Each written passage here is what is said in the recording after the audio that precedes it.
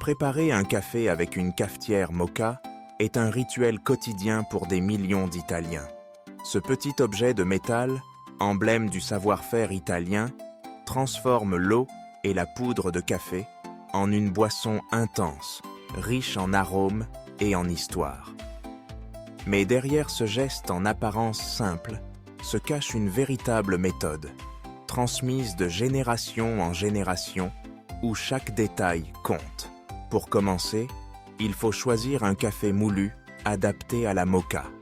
Les Italiens privilégient une mouture spécifique, plus fine que celle du café filtre, mais moins compacte que l'espresso.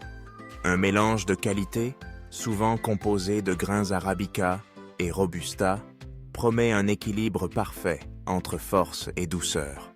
Le parfum qui s'échappe du paquet est déjà une invitation au voyage. Remplissez la base de la cafetière avec de l'eau fraîche, idéalement filtrée ou de source, jusqu'à la valve de sécurité. Les connaisseurs savent que la qualité de l'eau influence le goût du café. Trop de minéraux ou de chlore peuvent altérer la saveur, alors prenez soin de votre choix. Certains préfèrent chauffer légèrement l'eau avant de l'ajouter, pour accélérer l'extraction et préserver les arômes du café. Le filtre central accueille ensuite la poudre de café. Remplissez-le généreusement, sans tasser. Un léger nivellement avec le dos d'une cuillère suffit.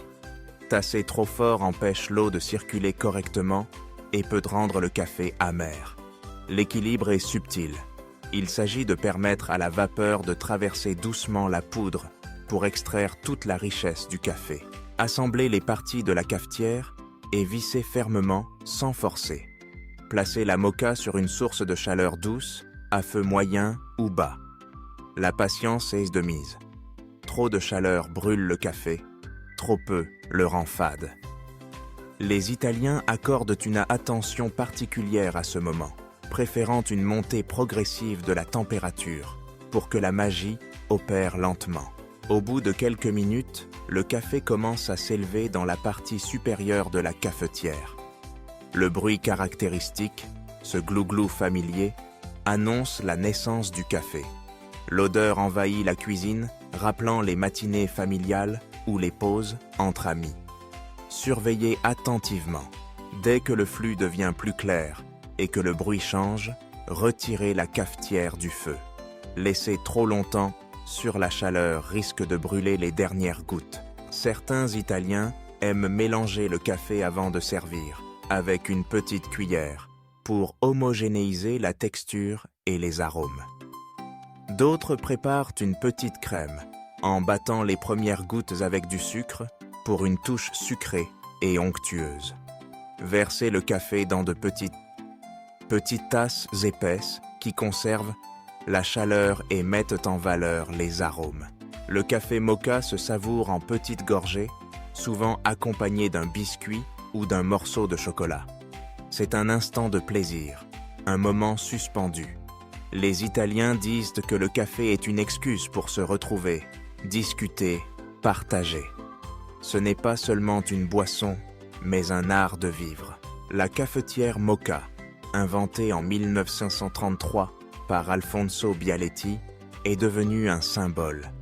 Elle évoque la convivialité, la simplicité et le goût des bonnes choses.